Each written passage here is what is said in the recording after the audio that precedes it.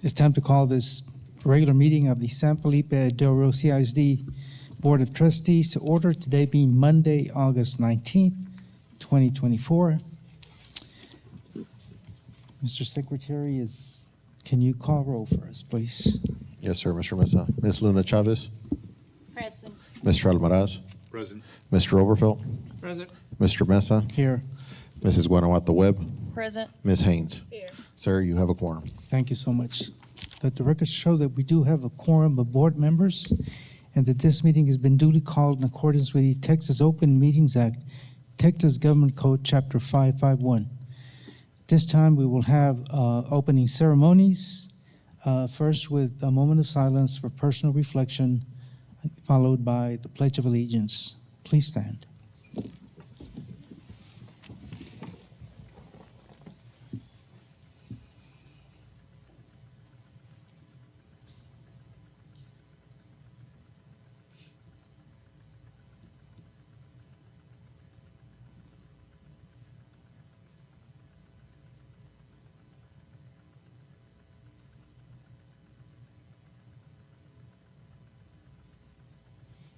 I pledge allegiance to the flag of the United States of America and to the republic for which it stands, one nation, under God, indivisible, with liberty and justice for all. Thank you very much. First item we have is we have several people that have signed up for citizens to be heard. First person that we have is Amanda Nicole Martinez. Topic being accountability at administrative level. During our meeting, we allow a certain portion of time for comments from the public. We'll allow for approximately 3 minutes for the person to speak. Again, we want to make sure that we don't include any names or disparage anyone from personal attacks or anything like that. So at this time, we will hear from Amanda Nicole Martinez. Accountability at administrative level is the topic.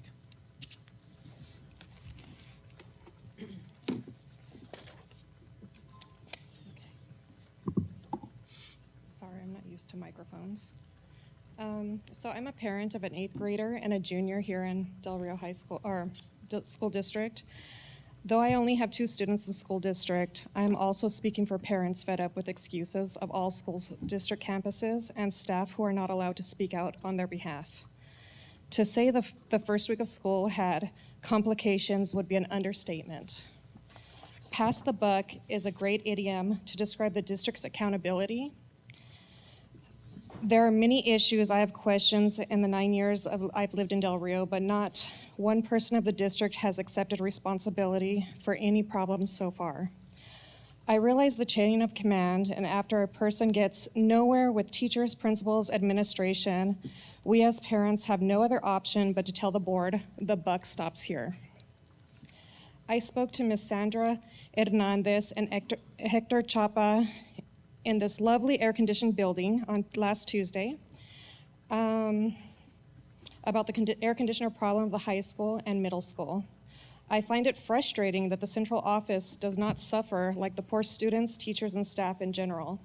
Of course, this excludes the poor receptionist you all have up front, who has had a wall AC and fan set up in her station for over a year. Texas Administrative Code Rule 297.8, Guidelines for Comfort and Minimum Risk Levels, temperature in a room for a typical occupied office classroom environment should keep between 72 and 76 degrees Fahrenheit, and in the summer, and in 70 to 75 degrees Fahrenheit in the winter, give or take 2 degrees. Some of the classrooms were over 80 degrees this week, and they were not moved. I heard they could be moved, they were not. I want to say I appreciate Mr. Chapa explaining the system and how it works. Luckily, I understand air conditioning systems and how they work. He was very thorough and respectful, but Ms. Hernandez must realize that not all people are uneducated and to not treat others condescendingly. Inquiries are not always hostile. Professionalism is not putting on your game face and blaming another entity. They explained that the air conditioners were inspected in July and passed. Why was someone not turning the systems on a couple of weeks before the school year started to ensure they were working? I realize the schools do not have them on fully in the summer to conserve electricity, though I do think it is wrong to have custodians and maintenance working in the heat, cleaning up after everyone, but I do realize it is what you choose to do. They explain their procedures and issues when issues come up. First, they found out the air conditioner didn't work. They called a contractor, then another. Both said it would be a few weeks before the parts and the services would be available. In my opinion, continue calling more companies. Time. Back charge the company. Okay. Time expired. Okay. Would you like to leave the comments and I'll make copies for the board members? If they're Sure. written down? I have plenty of questions, so yes, I have no problem doing that. Thank you, ma'am. Mhm.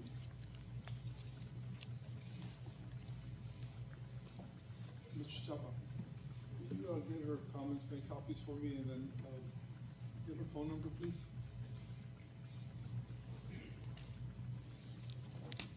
Second person that signed up is Maria Martinez. Topic, concerned parent of Del Rio High School band student practicing in the heat.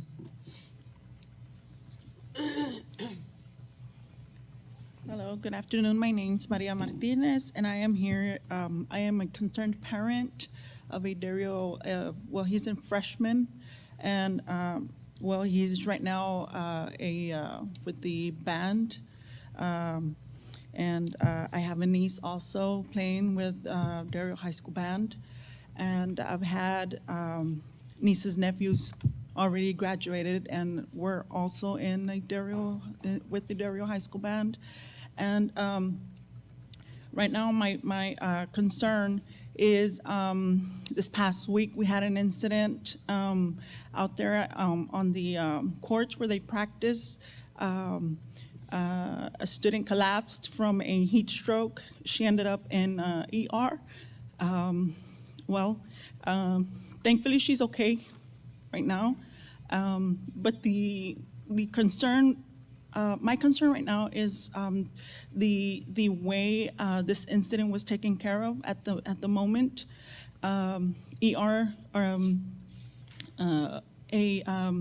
Medical responders never were called in to the site.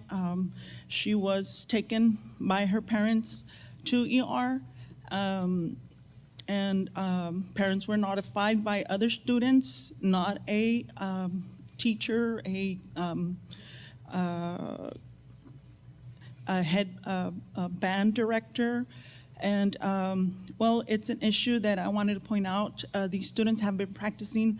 They have a summer camp before school starts. They started 2 weeks before school started, and we're out there most of the day, which was maybe from 8:30 to 3:30, practicing out there on the courts, direct sunlight and heat. Coming today, this afternoon, I saw a heat advisory for tomorrow and Wednesday for the city, and it concerns me, having to have my son out there practicing under the direct sunlight. I know there was a post that directors are on the temperatures. They're monitoring closely those temperatures, but like I said, these students have been practicing out there from years ago, many years ago, and these heat temperatures are not getting any better. So something has to be done, whether they're taken indoors to practice if possible, or something is built out there to protect them from direct sunlight, to prevent, any other major issues, and have the district go through something that nobody would desire. Okay, that's just my point that I wanted to bring out this afternoon. 3 minutes, you're up. I appreciate y'all's Thank you. opportunity. Thank you. Thank you. Mr. Mesa? Dr. Rios? Just a note that we are aware of the heat advisory. Earlier this afternoon, couple of hours ago, I visited with the athletic director and the fine arts director, and I asked them to cancel all practices in the afternoon. We had some activities at practice in the morning, but anything after 12 that's outdoors needed to get canceled, except for the pool, because obviously they're in the water. But other than that, there should not be any practices tomorrow and Thursday, and we will continue to meet as a group to make sure that all the appropriate practices are in place to safeguard our kids, because it is a big concern. And thank you for speaking on that. I want to thank the speakers again. The board doesn't respond to public comments, but we take all information to consideration. And again, I wish I could tell you the detailed information that we've so far have done regarding air conditioning. But again, thank you for the comments. Normally, again, the reason we don't respond is because for the sake of time, sometimes our agendas are very long. And so we take every comment seriously, and we consider all information brought to us. I'll visit with that parent. Yes, and Dr. Rios will visit with the parents to follow up. Next item we have is reports, item 8 on our agenda. The first item is insurance updates. Amy Childress.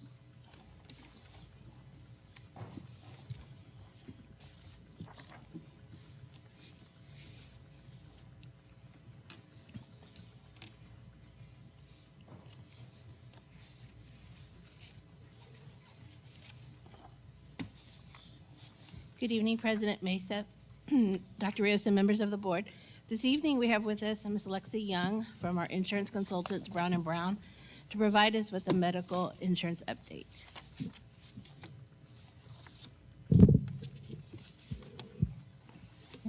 Sorry, I'm a little bit taller.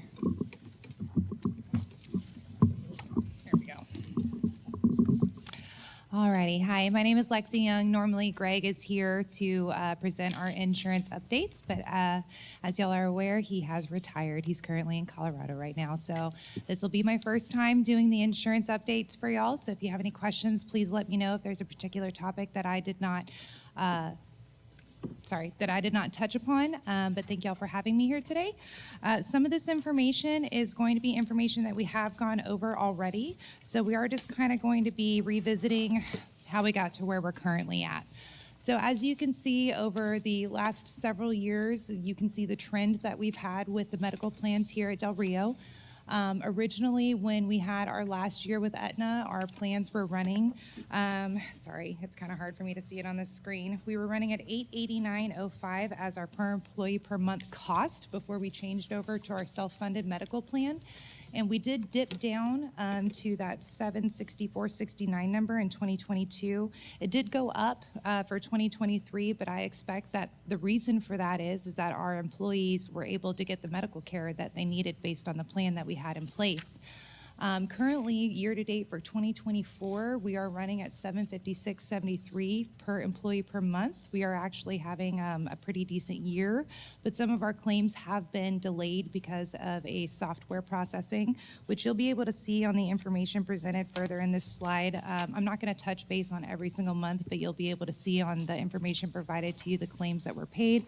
Some months are a little bit larger than others, and again, that's because we're processing claims manually at the moment, but the auto adjudication for those claims should be happening pretty smoothly now with Kempton. Moving on. So again, this is kind of those numbers a little bit more broken down. We have our medical cost, our claims cost per employee per month, our pharmacy cost per employee per month, our fixed costs, and then our totals and kind of where we have been from year to year. We're currently down 6% this year, but again, we're kind of expecting some more claims to come in.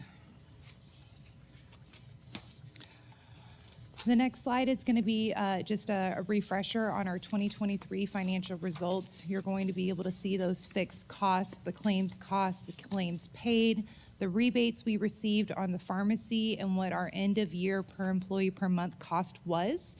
That's going to be that $836.73 number highlighted in yellow. We'll also be able to see the revenues and deficits that we experienced on the plan due to the claims that we had coming in. The next page is going to be 2024 year to date. So this data is going to be through June.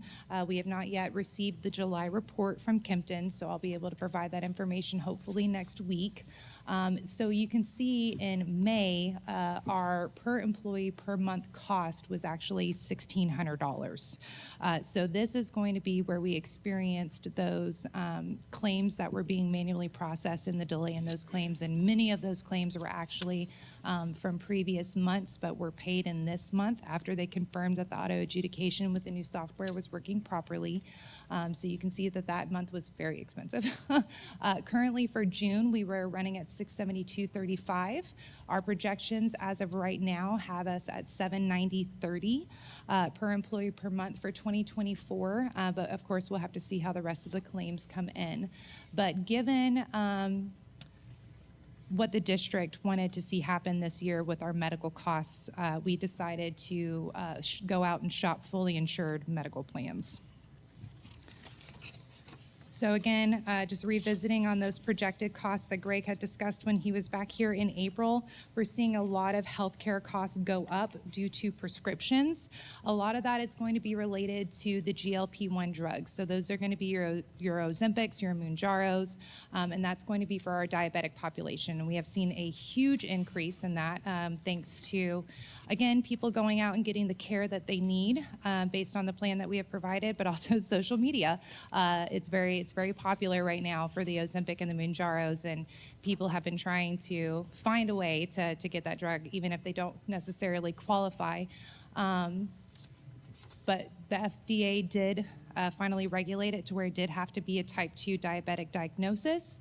But again, we do have a large population of diabetes here in Del Rio, and so we have seen a lot of cost increase due to these drugs, which run about $1,000 a month. So, I mean, a single person, that's $12,000 a year just for those claims. And we see that increase going up by 8.5% overall for 2024, but we do see it going higher in 2025. So with the anticipated costs that we have for 2024 for the claims, we do see that we also have a lot of transplants. We have members who are eligible for transplants, and those are going to be $200,000 to $300,000 claims. Easy. We do try to get ahead of that with Fiduciary Health Systems. They have worked wonderful with us to help kind of get ahead of those and get pricing agreements in place in case those happen before the end of the year to help save the district money. So we are making sure that we are keeping a very close eye on those transplant members. Okay. So this is our original, or Greg's original projection for 2024. As you can see, we are looking at a per employee per month cost of $918. Given the claims, given the transplants, given the diabetic population, given the other diagnoses that we have within the population, we are expecting a pretty significant increase in claims for 2024. So on the next page, just to give y'all the number, we are expecting the cost to increase to almost $15 million for the claims. Right now for 2023, I believe it would be, no, sorry. It would be, it would leave the district in a deficit of $2.5 million, which of course we do not want to do, and why we ended up going out and shopping for our fully insured medical plans. Sorry, Lexi. Yes, sir. Just so that we don't lose the opportunity. Based on the contributions that the Board of Trustees makes every month, Mr. Mesa and board members, and based on the fund balance that we had, we have predicted that we would be in a deficit. We didn't predict 2.5. We predicted right around 2 million. So we had planned for that, but it was also going to exhaust our fund balance for the fully funded plan. So now it's going to exhaust it plus $500,000 that Ms. Childress will have to help us provide for. And we're confident that we can cover it, but this will be the first time in the history of this team of 8 that the health fund would be in such a deficit. So switching to a fully funded plan versus a self-funded plan is not only timely, it's necessary. If I may ask, Dr. Rios, so January is the start of the new year with insurance.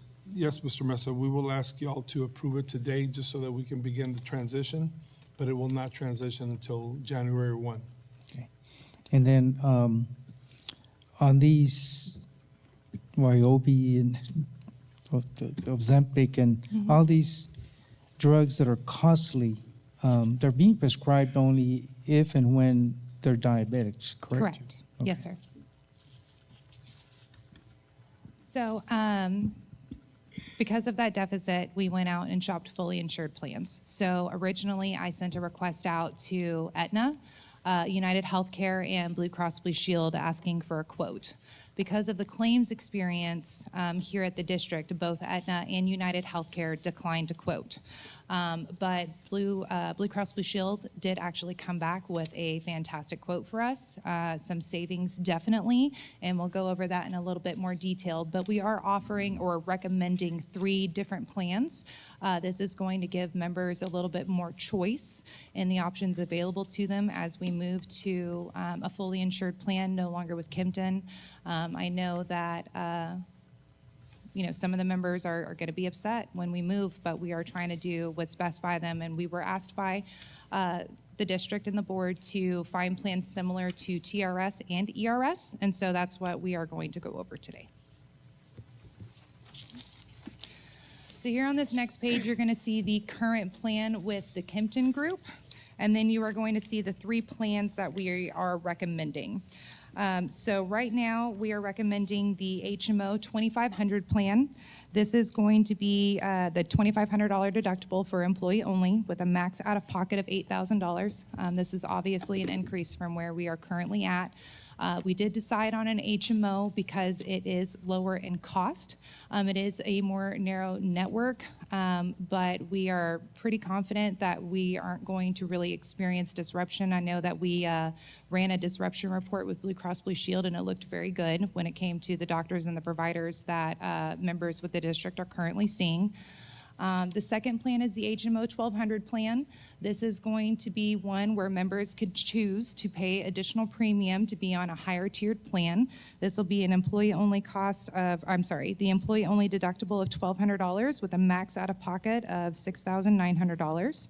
And then the PPO plan, where everything goes towards the max out-of-pocket of $2,000 for an employee and then $6,000 for family. Now, that PPO plan is going to be one of the ones that is similar to ERS, and then the 2 HMO plans are similar to what is offered by TRS. I know that there also has been concern about prescriptions. So on the next page, and well, actually, Dr. Rios, let me ask you, is there anything in particular extra that we want to touch base on? Do we have questions on how these plans compare to Kimpton? Anything in particular? Because I know that we have a lot of extras with Kimpton. We have the diabetes management program. We have the KPP free. So on the medical benefits themselves, if we have questions or concerns on how that's going to translate over to Blue Cross Blue Shield, I'm more than happy to answer them. I just want to make sure that employees know about the GAP plan because, again, Absolutely. they've got to be informed that it's going to be an added cost to them. But Yes, sir. the deductibles are a concern to me because they're high. 100%, and we agree with you, which is why we also went out and shopped those GAP plans, and that's going to come just in a couple of slides. And then the other issue is, I know that as board members, we're always concerned with existing conditions and the transfer over that, these people that are being treated by certain specialists continues. So there is a concern on HMO plans. Members usually do get concerned with their interactions with their specialists. They're like, well, I already have a specialist that I'm currently seeing. Do I have to go see a primary care doctor to get a referral to go see my specialist? So Blue Cross Blue Shield has what they have called transition of care forms, which we're going to make sure that we have. And all the member has to do is fill out that form and submit it to Blue Cross Blue Shield, so that way they don't have to do that primary care physician visit in order to see their specialist. They can just continue to go to their specialist as they've currently been doing. Okay, good. Yes, sir. Dr. Rios?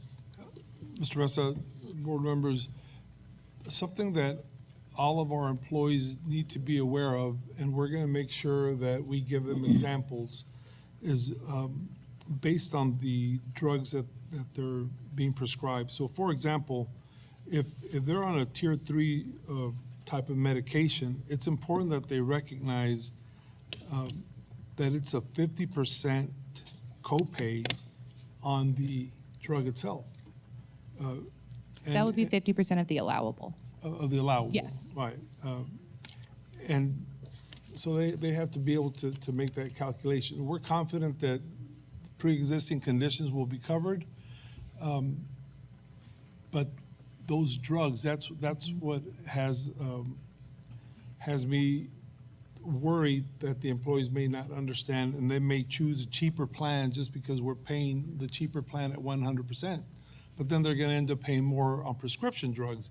So we, the HR department, has to do above and beyond on explaining the prescriptions. And that's my biggest concern for our employees, that they might just say, okay, zero copay, let me go with this one. But then when they end up paying the bill for all the medication, either they're not going to be able to afford it and have to settle for a tier 1 or tier 2 drug, and that's just not what they need. So we just need to start openly talking about that and providing them information. I know that we asked Alexi to provide us a report on what type of drugs would cost so much for the employee, and we hope to have that in place before the open registration. Yes. I have sent out a request. So the original request that I sent out to Blue Cross Blue Shield was a list of 23,000 prescriptions that were filled in the last 12 months. Blue Cross Blue Shield did go through and mark every one of those prescriptions and what field or what tier it would fall under. So we did get that data first, and then we started to break it down by how much the copay would be on each plan. So the next two slides, the first will be our tier 1 drugs. They actually all ended up being tier 1 drugs. Those are going to be the drugs that the most claims were filed on, the top 20 drugs that the most claims were filed on in the last 12 months. So we'll go over that. And then the next page is going to be the highest cost drugs. So these are going to be the highest cost drugs that members had to pay out of pocket for while on the Kempton plan. So those 20 high cost drugs I did send back to Blue Cross Blue Shield, and I asked them for the approximate, they may not be able to give me the exact, but the approximation of what that copayment will look like under the percentage copayment. So I will have that information hopefully by tomorrow or the day after, and I will forward it down to our HR department to be shared with you all. So I'm sorry that I did not get that information back from Blue Cross Blue Shield prior to this meeting, but they are working on it. Good. So on the next page, again, these are going to be the top 20 prescription claims in the last 12 months. It was a $0 copay while we were with the Kempton Group, but again, we were asked to model plans after TRS and ERS. And so those copayments on the HMO 2500 and the HMO 1200 are going to be a $15 copay. And then on the PPO $0 copay is going to be $10. Okay. The next page is going to be our top 20 prescriptions by cost in the last 12 months. So these are going to be our most expensive drugs that members had to pay out of pocket for. So you can see oh, I spelled Kempton wrong, sorry, I'm missing an N. The Kempton member copay, what they paid out of pocket. Now, unfortunately, the only one that I have the tier 1 under, you can see the member originally paid $200 out of pocket because of where it fell on the Kempton formulary, but where it falls on the Blue Cross Blue Shield formulary, we have that $15 copay on the first two plans and $10 copay on the PPO plan. But again, once I have additional information on the percentage copayments, I'll be able to provide that to you all. But on the PPO copay plan, you can see that the $35 or the $60 copay covers the majority of these drugs. So I don't imagine how much more expensive that these are going to be on those percentage copayments, because again, it's going to be the allowable, it's not going to be the full cost of the drug that they'll be paying the percentage copayment on. But again, as soon as I have that information, I will make sure that y'all have it so we can make an informed comparison. On the next page, this is going to be option number 1 of a GAP plan. So the GAP plan, as Mr. Mesa had previously mentioned, is a way to basically bridge the gap of the deductible. So it is a way for members to be reimbursed for some of their out-of-pocket costs towards their deductible. These are going to be, for Zurich, it's going to be an inpatient benefit of $2,500 for individuals and $5,000 for families. So these are when people are admitted to the hospital. So these are going to be overnight admissions. We know that when we end up in the emergency room and we are admitted overnight and we're going to be there for a few days, we know we're going to hit our deductible. Or if we have a procedure where we know we're going to be in the hospital for a few days recovering after that procedure, we know we're going to hit that deductible. So if members are are expecting those costs this upcoming year or expecting a surgery this upcoming year that they know that they're going to be inpatient for, this plan is going to be a great way for them to bridge the gap of that deductible and make sure that they can pay it up front. I'm not upfront, but be reimbursed for it. There's also an outpatient benefit of $1,500 per occurrence. So again, if we have an outpatient surgery and we're going in and we're out the same day, they have a $1,500 per occurrence and they get 2 per year, and then $1,500 per occurrence if it's a family plan. So that'll be $400 or 4 times per year on a family plan. There is no policy deductible. Some GAP plans have a deductible that you have to hit before they start to reimburse you, but there is no policy deductible on this plan. So you will see there are 2 different styles of rates here that we can choose from. Some are going to be based on age, and then the composite rates would be what we would see of just a simple 4-tiered employee, employee plus spouse, employee plus children, just the 4 rates rather than it being age banded. So we do have the choice there. Now, obviously, that's going to be kind of a medium between the under 40 and the 50 plus. So it's really what the district thinks is best for its members. Lexi, may I ask a question here? Yes, sir. Is there an open enrollment period? Is there a deadline for them to sign up for the GAP plan? It'll be during our regular open enrollment period that we have every year. It will work like any other benefit that we offer through the benefits program here at Del Rio, that members can sign up during their open enrollment period. It falls under the same rules of a qualifying life event to be able to make any changes, but that would be if they gained coverage maybe through a spouse on a different GAP plan to where they could drop it if they wanted to, or if the spouse lost coverage and they wanted to hop on the GAP plan here, but it would fall under a normal open enrollment like any of our other benefits. Because most of the time, if someone all of a sudden gets diagnosed with something critical and they want to change their plan and increase that to, lower the cost of deductibles and so forth. I completely understand that, but unfortunately, it does work like any other plan. And I'll say that in comparison to the cancer plan. If everybody signed up for the cancer plan after they were diagnosed, these cancer plans wouldn't exist because the companies that offer them would pay everything out and go under. So I that's understand. unfortunately why we have the pre-existing limitations. The next is going to be the Voya Protect plan. Now, the Voya Protect plan isn't necessarily a true GAP plan.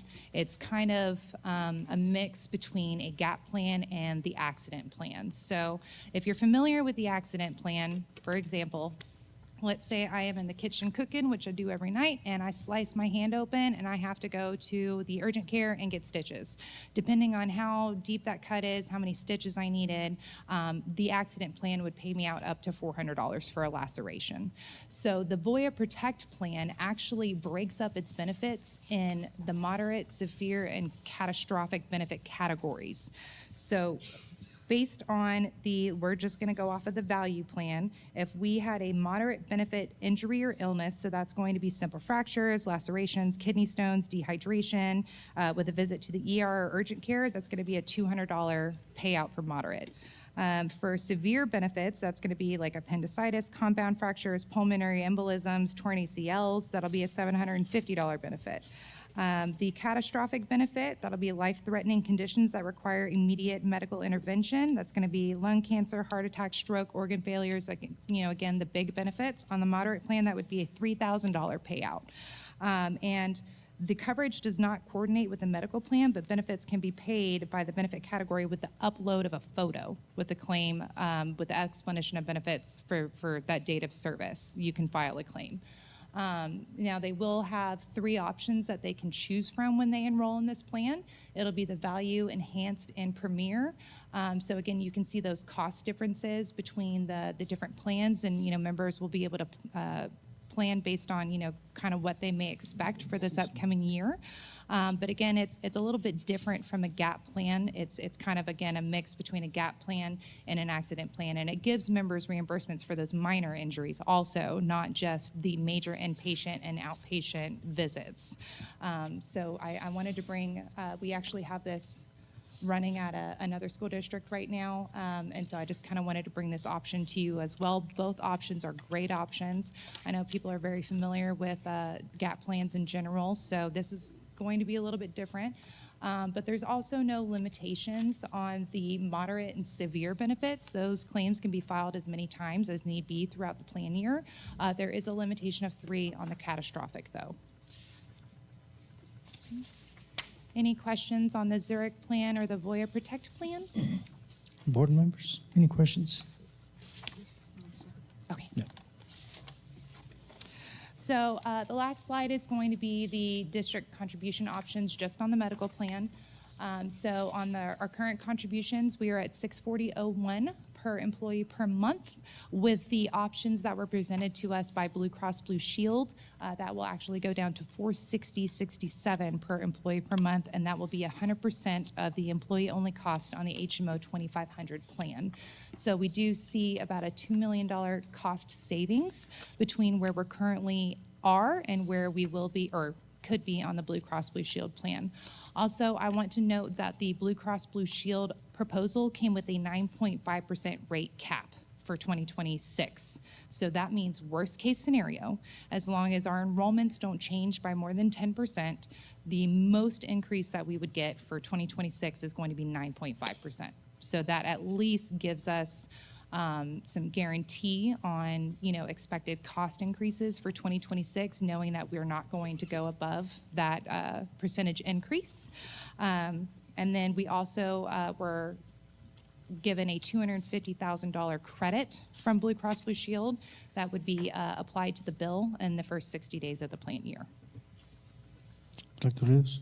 Just for clarification, the annual cost that you share up there for the current contributions, that's based on the actual contributions, not Correct. the actual expenses, correct? Yes, sir. So we have to note that there's an approximate $2 million savings, 2.5, but that doesn't count the savings that we see from the deficit. Correct. With So the in claims. reality, if we were under that plan this year, the savings would be more closer to 5 million. Possibly, yes. I'd have to run the numbers to be able to better speak on that. But yes, we will have more savings above what we are paying in on contributions. So that, the savings, unfortunately, has lesser benefits for all of our employees, but you can see where 5 million a year is something that we couldn't sustain.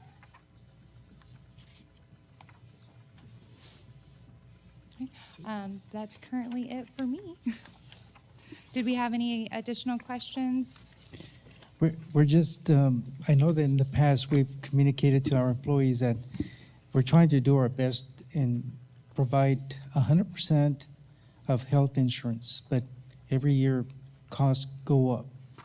So every time I get a chance and talk to teachers at Convocation or wherever, I let them know that eventually they're going to have to pay a certain share. And I hope that they can get some good explanation about the GAP plan, because that'll be the contribution that they'll have to, again, pay Yeah. to get those deductibles down, because they're pretty high right now. Yes, sir. And I do, just kind of on a personal note, what we've been doing with Kempton, I believe in it 100%. Everything that we've been doing and the care that our members have received, honestly, this district has made me love what I do because of the self-funded plan that we have been running here.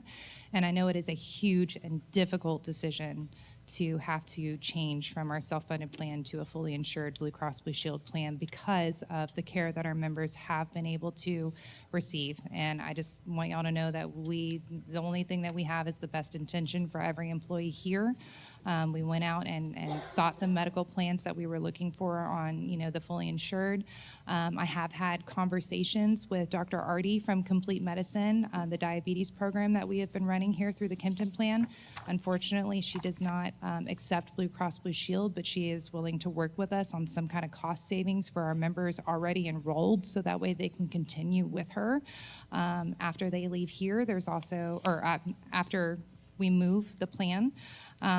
Also there's the flexible spending account that I will be highlighting during the open enrollment, because that is another way to bridge the gap. You can fund that flexible spending account with that deductible money, essentially, just like you would with paying the premium on that gap plan. So there are other ways that we can help those members bridge the gap, and I plan on making sure to go over those in detail when we end up doing those open enrollment meetings. So at the end of the day, we just want to do what's best for Del Rio and its employees, and we're very thankful for the partnership that we've had with the district. Well, thank you very much for letting us know about that, because I know that diabetic patients were taking advantage of the telemedicine available for them. Yes, sir. To be able to get information that is needed, very much needed for Yes, sir. our employees to be able to do well with their diets and health. So, anyone else with a question? Yes, Mr. Webb. First of all, thank you. Thank you for all the information you have Yes, ma'am. provided for us. Is there anything, or have you researched anything having to do with glaucoma medication? Unfortunately, I have not, but if you have a particular concern about a particular prescription, please, Dr. Rios has my email, or I can give it to you. Just send me your concerns, and I'm more than happy to talk to Blue Cross Blue Shield and ask for some more information on that. Okay, thank you. Appreciate it. You're very welcome. Thank you very much. Thank you.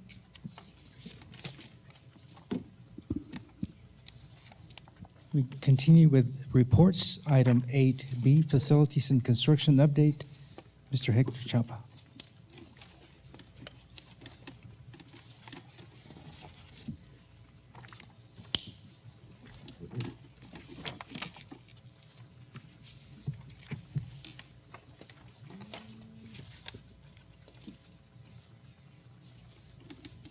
Good evening, President Mesa, Dr. Rios, members of the board. Tonight's presentation will provide an update for the electrical bus deployment, as well as the relocation of food service department. Currently, the electrical bus deployment has been completed. We did run into an issue with the vendor implementation of the software. They're still working on it. However, all the chargers are working, with the exception of 6 of the rapid chargers, where even though they do work, after the initial charge of the day, or after each charge, the staff has to reboot the charger in order to use it once more in the same day.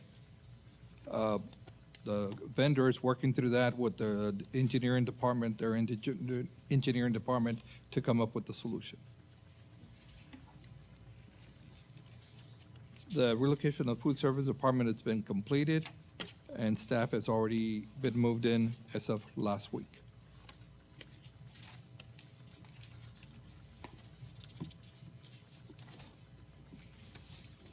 I'll proceed to the ticket summaries. Maintenance department work order status. This past 90 days, the department created 1,027 tickets, of which 844 had been completed, for a total completion rate of 82. Because of the projects that the department has worked throughout the summer, they have encountered a low completion rates on the 0 to 15 days. But on the other days, 16 to 30 and all the way to 90, they're at 84, 79%, and 92%. The technology department created 2,491 tickets during the 90-day period.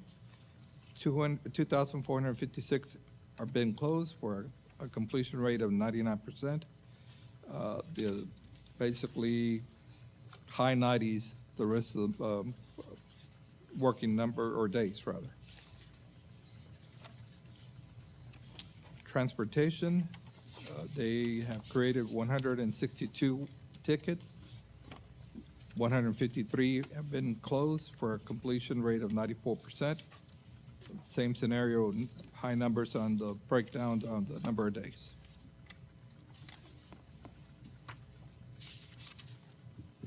Any questions? Questions from board members? Mr. Chapa, there's an item on our agenda here concerning the old buses.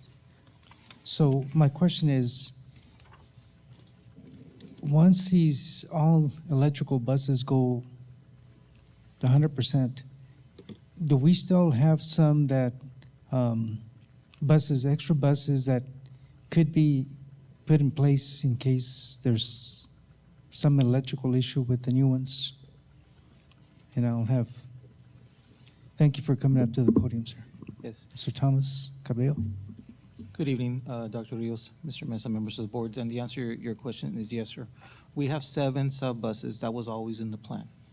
So we have our 34 regular route buses, 7 special ed buses, our 4 travel buses, and then on top of that, we have 6 regular sub buses and 1 sub bus for special education.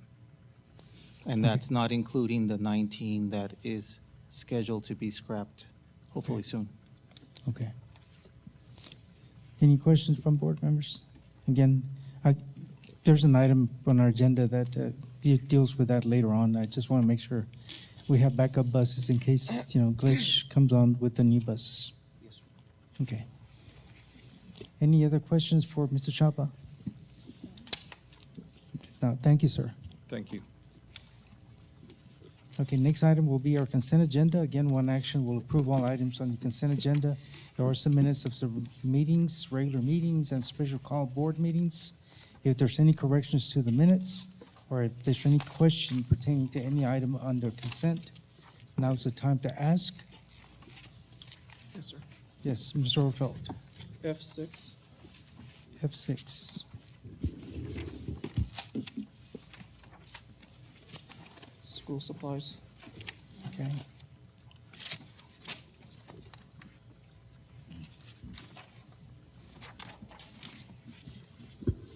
Consideration to approve a purchase order over $25,000 in the amount not to exceed $105,000. Funding source 220 Title V and Part B to purchase school supplies for students in kindergarten through 8th grade. Dr. Rios. Yes, sir, Mr. Mesa. For the past, I believe, 2 years, we were asked to provide school supplies to reduce the burden on parents. Because of the availability of ESSER funds, we were able to do it all at once, but ESSER funds are no longer available. Again, we were asked to consider providing supplies. So we came up with a plan to do it in 2 increments. We would do 105,000 at the beginning of the year, and then try to do another 90 or 100,000 at the second semester. By then, we would complete our audit and know how much funds the board had available. So the purpose of this 105,000 is just to reduce the list of back-to-school supplies that we pass on the cost burden to the parents. Okay. I guess the question is, a week in already, and I've seen on different sites and stuff where the stuff wasn't there or wasn't available yet for teachers to pass out. So they didn't have their composition books, particularly in your secondary, to start off with. So we're just barely going to start, barely approving the PO to start putting these things in the classroom? No, Mr. Overfeld, all this has been ordered, but for the purpose of our audit, we need to show the auditor in November when they come do the audit that the board did take appropriate action. Let me ask Ms. Childress. Ms. Childress, can you come up to the podium? Well, I guess really just the question that I'm curious about is, why would I hear remarks that the things we told parents that we were going to provide, the students haven't got them, that the teachers don't have them to hand out? That's what I want Ms. Childress to help me out. We said that they would have them late last week or early this week, correct? Yes, due to the quantities, we didn't have everything in the warehouse, so we did have to put out orders from our vendors in order to obtain. But yes, they should be, it's my understanding, I'd have to check with Ms. Villarreal, but they should be being delivered or by, By the time we decided, I think to more clearly answer your question, by the time we decided how much money we would have available to spend, because this is above and beyond what we budgeted and what the board approved in June, by the time we decided what money we could use, and by the time we took the bids and ordered it, it was, like she said, it wasn't in the warehouse, so we couldn't do it. I wish we would have had this conversation in June, and that we would have done a better job, and perhaps it could have happened. But they should, some schools should either have it already, or if not, we'll definitely have it by the middle of this week.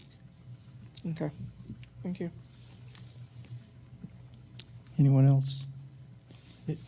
Are there any other items that need to be brought up? I just want to mention again, we're appreciative to every organization that donates to the school district or different programs in the school district. So again, all donations, again, are acknowledged. Dr. Rios, will they be posted up on social media again? Yes, sir, they were already posted this morning. Okay. All donations have been posted in social media. Again, thank you for donating items to the different programs and different areas of our district. If there's no other questions from board members, I will entertain a motion for approval of the consent agenda. There's a motion from Mrs. Webb, seconded by Mr. Almaraz. All those in favor? Motion carries. Consent agenda is approved. And if there's no objection, we have an out-of-town person. We have Lexi Young here from the medical health plan. If we could move up 14A, consideration to approve request for a proposal for San Felipe Del Rio CISD medical benefit plan. Amy Childress. Good evening, President Mesa, Dr. Rios, and members of the board. This item would be to approve the request for proposal that was put out by Brown and Brown for the medical insurance. It would be with our Blue Cross Blue Shield of Texas, and we would offer the 3 plans that were discussed in the report this evening.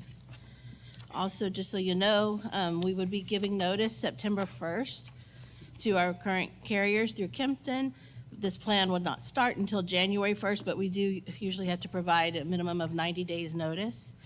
We do have open enrollment scheduled for October 7th through October 18th. The 7th through the 11th will be a live enrollment with agents here, and then the remainder will be where employees could just call and speak to a representative. And we also are scheduled the week of September 23rd through the 26th, I believe, to go out to the individual campuses and departments and to provide presentations to the employees to inform them of the different plans, the GAP plan, how to enroll, and the changes that will occur. And we will share all of that. We'll share that schedule with you. Great. Do we have any questions for Amy Childress from board members? Just when did the live start? The live will start October 7th. I believe it's the 7th through the 11th. And that'll be based here? Yes, sir. And will they be here after 5 p.m.? We can, That is not something that we've normally done in the past, but if the district feels that it's necessary to accommodate this change, we will make it happen. Okay. Any other question? Hearing none. Recommendation, please. sir.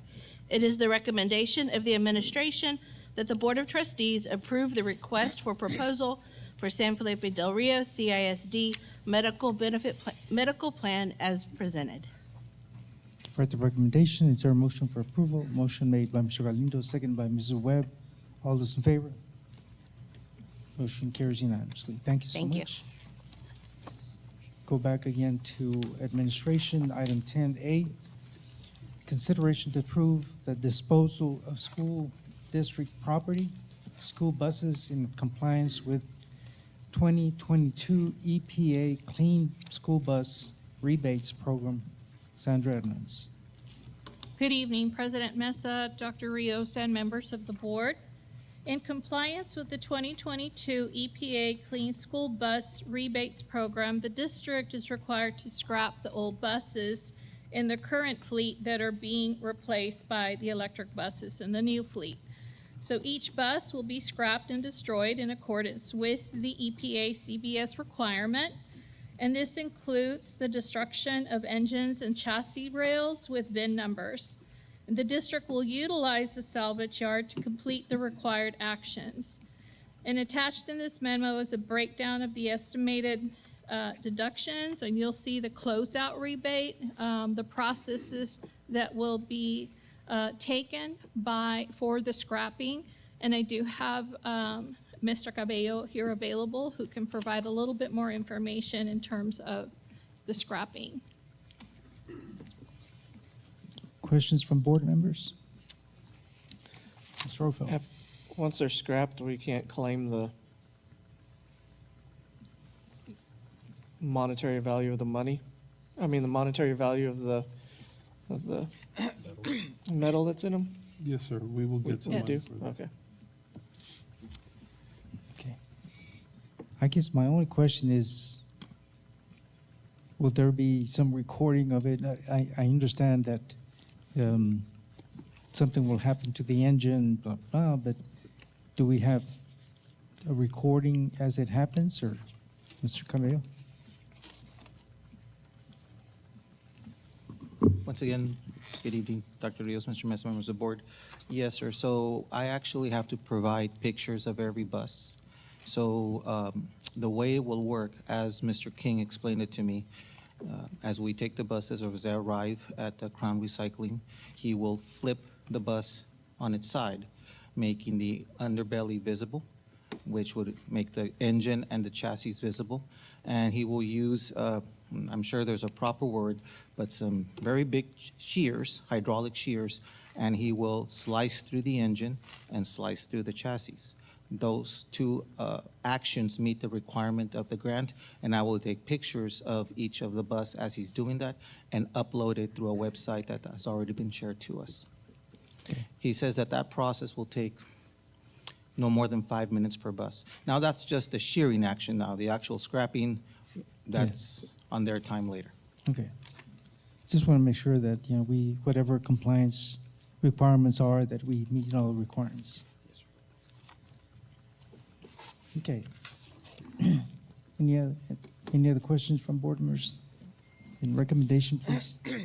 Yes, sir. It is the recommendation of the administration that the Board of Trustees approve the disposal of school district property, the school buses in compliance with the requirements of the 2022 EPA Clean School Bus Rebates Program as presented. So there will be a total of 19 buses. Correct, 19 buses. Okay. You've heard the recommendation. I'll entertain a motion for approval. Motion made by Becky Chavez, seconded by Mr. Orfeld. All those in favor? Motion's approved. Again, we thank you for the grant that we received for clean buses, and hope that everything goes well in regard to the disposal. Thank you, sir. Next item we have is administration, item 10B, consideration to approve first reading of TASB Localized Policy Manual Update 123, affecting policies BBD local and BBF local, FA local, BKC, CKEA, and CQC, policy DCE, and DEC. Sandra Edmonds. Thank you, sir. Good evening once again. This evening, I'll be presenting the first reading of TASB Localized Policy Manual Update 123.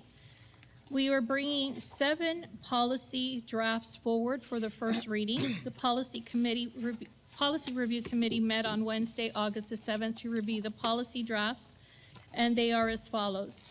The new language to BBD local has been included to address required Public Information Act training if a board member receives a written notice of a violation from the Attorney General. The language in BBFA local is recommended to clarify that a trustee's ethical duty to disclose a financial or other personal interest in board transaction goes by the statutory conflicts of interest set out in state and federal law. A section in CKC local on notice regarding violent activity is recommended to comply with legal requirements. Administrative procedures must be created to align with the TEA's model standards. Significant revisions to CKEA local are recommended to the CKE policy series to promote compliance and clarification with House Bill 3 and other legal requirements. A new local policy, CQC local, is recommended to meet the legal requirement for the board to adopt a policy for the effective integration of digital devices in the district. The policy language adopts the model health and safety guidelines developed by TEA and the Health and Human Services Commission and clarifies that the superintendent must develop regulations for its implementation. The DCE local has been revised to state the positions on a list approved by the board, which will be presented later this evening, will receive non-Chapter 21 contracts. This list will be presented, as I mentioned, in a separate agenda.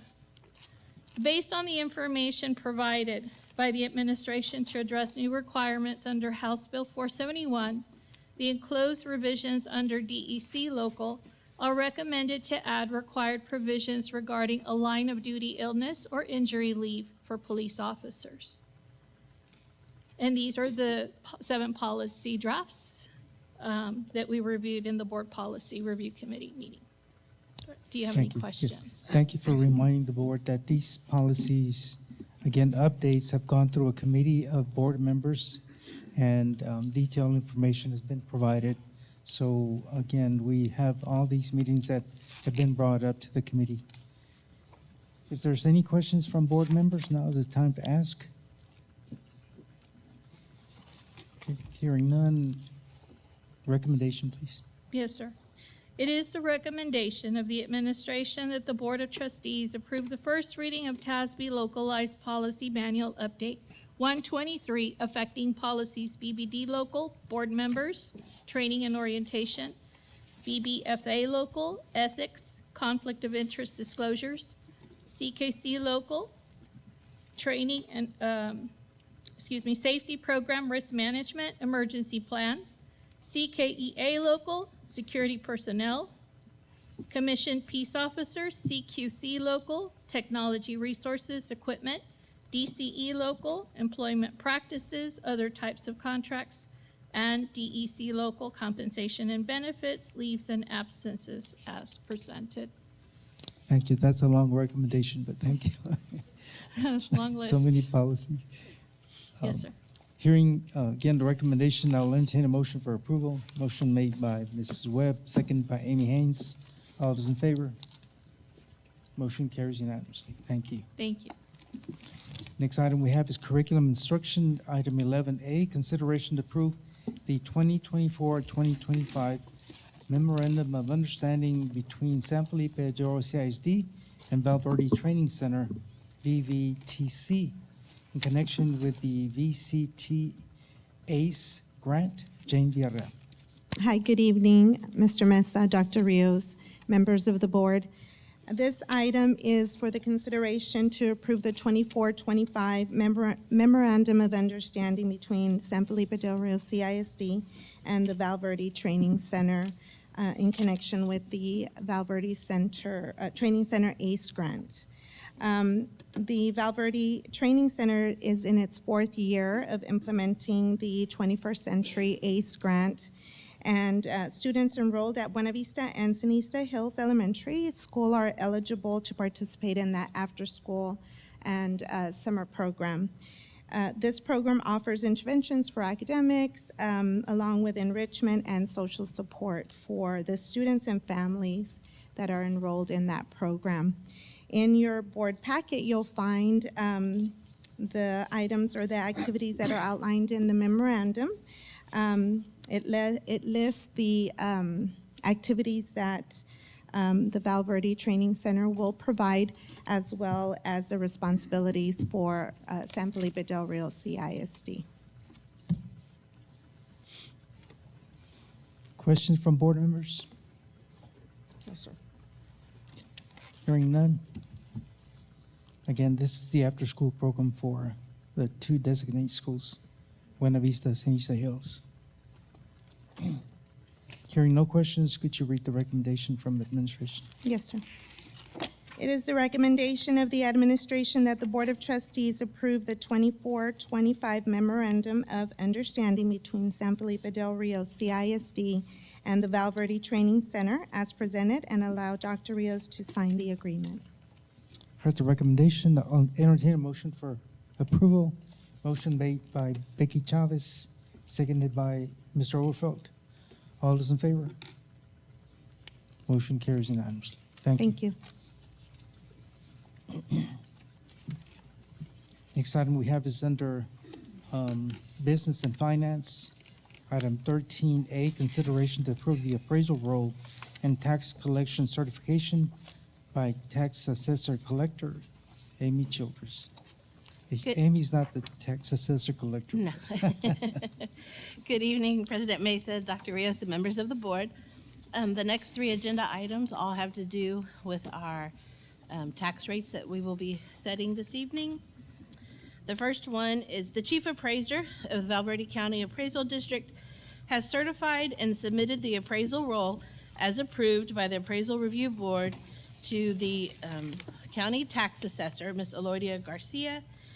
And there's an updated agenda item that was placed at your credenza that does include, the second page is the letter from Ms. Garcia stating that she has did receive these values and she is accepting these values. And that is what we will be approving this evening.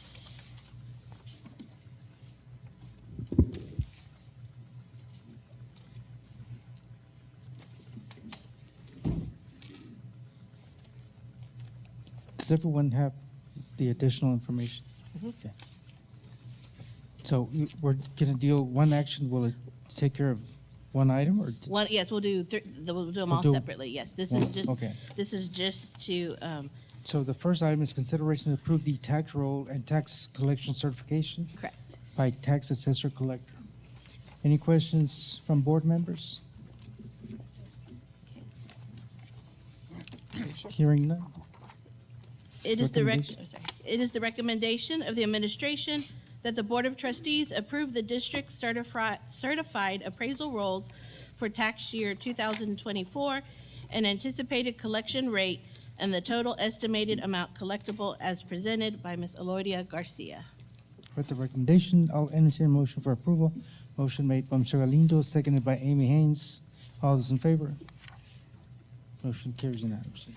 Thank Next you. item is consideration to approve the no new revenue tax rate and voter approval tax rate for tax year 2024. Good evening once again. Section 26.04 of the Property Tax Code requires that an officer or employee designated by the governing board must calculate the no new tax rate and the voter approval tax rate for the taxing unit. Those calculations have been done. I am, the board has, I am the one who calculates those. I am the designated person. Again, I have provided you an updated agenda item. Attached to it, it does have the calculation worksheets that I did. They have been reviewed by Moat Casey, our revenue consultants. And for the 2024 year, our no new revenue tax rate is 0.899487 cents, and our voter approval tax rate is 0.9363 cents. These worksheets will be shared with the county tax assessor in order for them to post on their website as well as on our website. Question from board members? I guess my only question is, we used to have a newspaper and we used to print all of these on our newspaper. So with the social media, does that suffice? Yes, so we did earlier, we have to do that when we did the public hearing back in June, and we did post those. We post them in the Uvalde, and then we also post on the 8:30 Times and on the school website, and that suffices. Do we have to do these as well? No. No. Since that public hearing took care of that posting, I do have to post them on our school district website. Okay, So these will be posted along Okay. with the ordinance when we adopt that. okay. No questions from board members, so you want to read the recommendation for item B? Yes, sir. It is the recommendation of the administration that the Board of Trustees approve the no new revenue tax rate and voter approval tax rate for tax year 2024 as calculated. For the recommendation, I'll entertain a motion for approval. Motion made by Mrs. Webb, seconded by Mr. Diego Almaraz. All those in favor? Motion carries unanimously. Thank you. Item 13B, consideration to adopt the 2025 ordinance setting and M&O tax rate and the INS tax rate. Amy Childress. Good evening once again, President Mesa, Dr. Rios, and members of the board. The item you have before you, again, is an update. Attached to it is the ordinance to adopt the tax rate. This evening, we are proposing a 0.748600 cents maintenance and operation tax rate and a 0.187700 interest and sinking tax rate for a total tax rate of 0.936300 for the 2024 tax roll. This tax rate will raise more taxes for maintenance and operations than last year's tax rate, and the tax rate will effectively be raised by 0.44% and will raise taxes for maintenance and operations on a $100,000 home by approximately negative $2.30. Why do you have to make it so complicated? So I think, Question, yeah, Shorefeld. so that's why I teach history and government, not math. The tax rate that we're gonna set here in a second effectively raised by 0.44%, but it negatively pulls in on a per valuation on a $100,000 home. Yes, sir. So that statement is very complicated. It is comprised of actually the effectively be raised by 44%. It is actually comparing the tax rate to the rate to maintain rate, which is part of the calculations that I have to do, but we don't necessarily, it's attached to the memo on the back. So it's not, so that is the first comparison. That's the 0.44%. However, the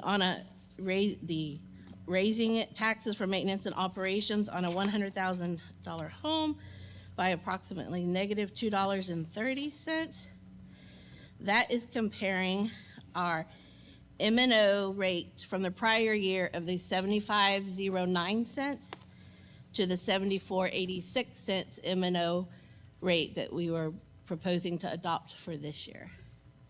So when you take the total of those, if you take the 75.09 times 100,000 divided by 100, you would have paid taxes of $750.90.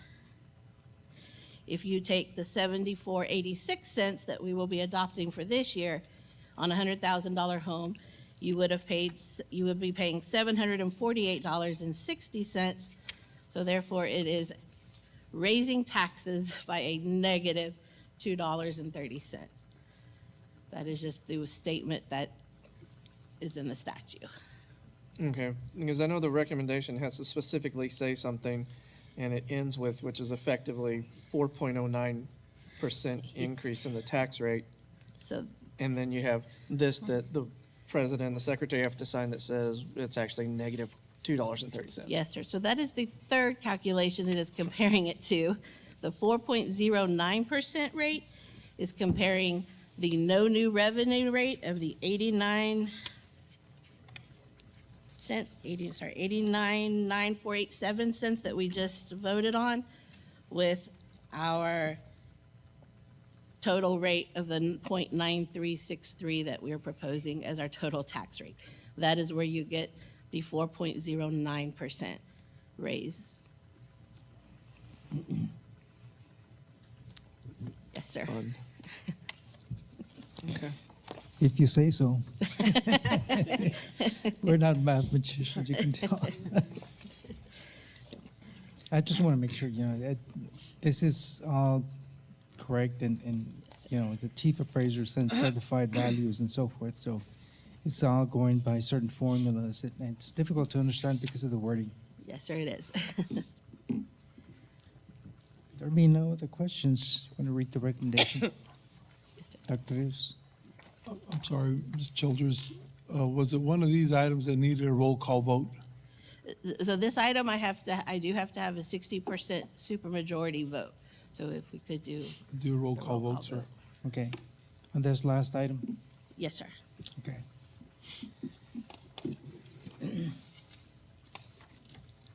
So you want to read the recommendation first? Yes, sir. It is the recommendation of the administration that the Board of Trustees approve the 2024-2025 ordinance setting the M&O tax rate and the INS tax rate. I move that the property tax rate be increased by the adoption of a tax rate of 0.936300 cents, which is effectively a 4.09% increase in the tax rate. I'm sorry, ma'am. A board member needs to make that, Okay. read the part I move. Okay. So, anybody? I'll do it.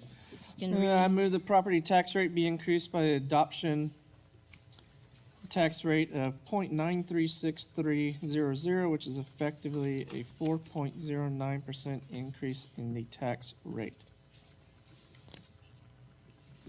Heard the recommendation. Is there a second to the motion? Mrs. Webb? Okay, now we take a vote. Becky Chavez? In favor? Yes, in Against? favor. In favor? Yes. Mr. Diego Almaraz? For. In favor? Okay, Mr. Overfeld? Aye.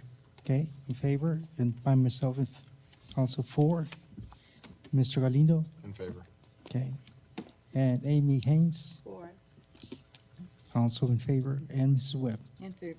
Okay, 7 affirmative votes. Yes, Dr. Rios.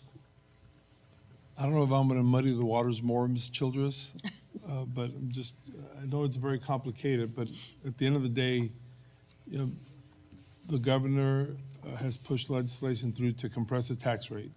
So the tax rate itself is less. But unfortunately, everybody's property values go up, so you end up paying either the same or a little bit more tax dollars is what you actually end up paying. Unfortunately, then the state comptroller is going to come and even increase the values even more for the purposes of funding to fund us less, and then we'll have to go and challenge that. But that'll come in another couple of months. But for now, the governor did compress the tax rate through legislation, so you're going to pay a little bit less in taxes, but because the property values go up, you still end up paying the same or more. Well, I the don't know. motion has passed in regards. I just wanted to unanimous. clarify it. Sure. Okay, thank you so much. Thank you. We continue with human resources. We go to item 14B. Discussion possible action to approve revisions to employee job descriptions and evaluation forms. Sandra Hernandez.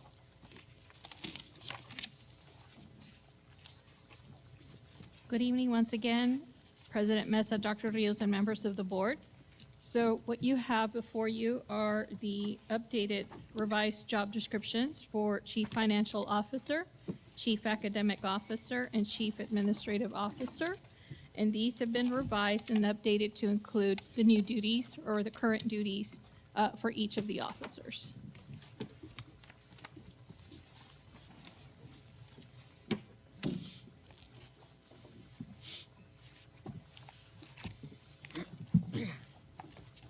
I think all of us got a binder at home with all the highlighted new information.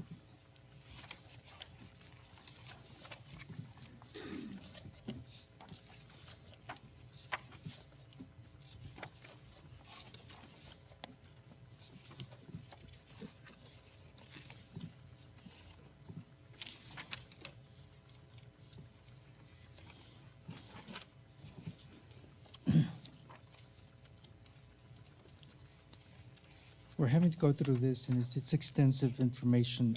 There's a lot of changes that seem like she's going to do it all. So I was asking another board member, Mrs. Webb, that goes through all the employee job descriptions. I just want to make sure that we include all the different functions. As I hope as the funding becomes available, and I'm speaking for myself on this board, that if the legislative session, once it starts in January, allows some additional monies.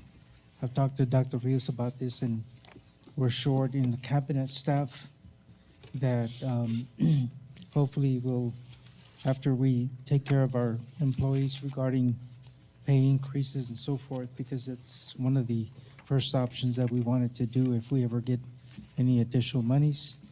But I realize that the cabinet staff is dwindled down to a few people. And so they're taxied with a lot more responsibilities. I just want to make sure that we include everything in the job descriptions. Questions from board members in regard to Chief Financial Officer? Hearing none, recommendation, please. Yes, sir. It is the recommendation of the administration that the Board of Trustees approve the revisions and updates to the employee job descriptions and evaluation forms as presented. So Sandra, these include financial officer, academic officer, and chief administrative officer? Yes, sir. Okay. Heard the recommendation from administration. Is there a motion for approval? Motion made by Ms. Webb, seconded by Mr. Almaraz. All those in favor? Motion carries unanimously. Thank you, sir. Thank you. Next item we have is item 16, security. 16A, consideration to approve revisions and updates to the San Felipe Del Rio CISD Police Department Policy and Procedure Manual. Mr. Chief Paz.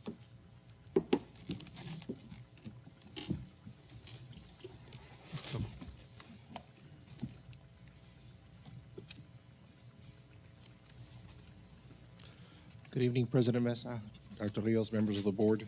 The item today is a request from the Texas Commission of Law Enforcement to add a new policy that deals with medical and psychological for the to the current school district police policy, and it has to be in effect by September 1st of this year.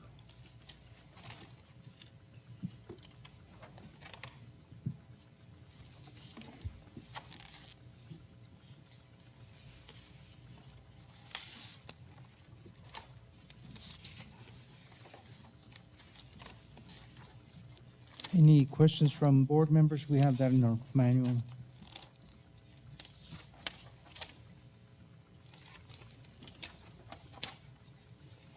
So this is in addition to the procedure manual that all officers have? This will be added to it? Yes, sir. It'll be added Okay. to the existing police manual. Does everyone understand? Ms. Webb? I don't have a question regarding the policy, but I do have a question regarding, do we have the adequate officers that we need for our district, or are we short? I guess that goes to Dr. Rios. I don't know who can answer. Mr. Mesa, members of the board, we are short officers because we have vacancies. The discussions that we've had and what I've asked Chief to do is as often as possible when we have vacancies or when people are out is to continue to work with the city and the Sheriff's Department to bring in substitutes to make sure that those areas are covered. But because of limitations within those entities as well, what we end up doing sometimes is borrowing from the high school. But as the vacancies increase from 1 to 3, we're going to borrow from, alternatively, from Del Rio High School and Del Rio Middle School if we don't find substitute officers from the city or the Sheriff's Department. The law stipulates that we have one armed officer per campus, so we're committed to doing that, even if it means having the chief of police or the lieutenant, take on a campus. So, long answer, man, we have enough to meet the letter of the law, but we manned the police department to what we thought would be good coverage for all the campuses and provide the optimal safety. So it's important that we fill those vacancies. Thank you, sir. And at the same time, I want to thank the Sheriff's Department and the Del Rio Police Department for also stepping in and assisting the district in our needs. Thank you, sir. Any other questions from Chief Foss? Hearing none. Want to read the recommendation, please? It is a recommendation for approval from administration for revisions and updates to the San Felipe Del Rio CISD Police Department Police Manual. You've heard the recommendation. I'll entertain a motion for approval. Motion made by Mr. Galindo, seconded by Mr. Webb. All those in favor? Motion carries unanimously. Thank you, sir. Okay, the time is 7:27 p.m. We're going to go into closed session pursuant to policy 551.074 and 551.071 of the Texas Education Code. If any action needs to be taken, it will be taken upon reconvening into open session. We're now in closed session. Major issue, yeah. Okay, the time is 8:32 p.m. We're reconvening to open session. No action was taken in executive. We're down to item 18A. Consideration to approve the personnel report to include the following: new hires, district vacancies, retirements, resignations. Amy Childress. Good evening, President Mesa, Dr. Rios, and members of the board. It is the recommendation of administration that the Board of Trustees approve the resignations and vacancies and the following new personnel: Noah Garcia, physical education teacher at San Felipe Memorial Middle School; Isela Cortez, fifth grade teacher at Roberto Bobby Barrera Elementary; Laura Jenkins, ELA teacher at San Felipe Memorial Middle School. Heard the recommendation from administration. Is there a motion for approval? Motion made by Amy Haynes, seconded by Mr. Galindo. All those in favor? Motion carries unanimously. Thank you. Item B, consideration to approve the position of registered nurse at the district's athletic department. Amy Childress. Good evening. It is the recommendation of administration that the Board of Trustees approve Edwin Montemayor for registered nurse athletics, Del Rio High School athletics. For the recommendation, is there a motion for approval? Motion made by Diego Almaraz. Is there a second to the motion? Becky Chavez. Seconded the motion. All those in favor? Motion carries unanimously. Thank you. Item C, 18C, consideration to approve updates to the non-Chapter 21 contract listing. Amy Childress. Good evening. It is the recommendation of the administration that the Board of Trustees approve the updates to the non-Chapter 21 listing as presented in closed session. Heard the recommendation, and again, just that information is included in your packet that we received in the mail. You heard the recommendation from administration. Is there a motion for approval? Motion made by Mr. Galindo, seconded by Mrs. Webb. All those in favor? Motion carries unanimously. Thank you. Thank you very much. There being no other items, is there a motion for adjournment? Motion made by Mr. Galindo, seconded by Mrs. Webb. All those in favor? Thank you much. We are adjourned. That's unanimous.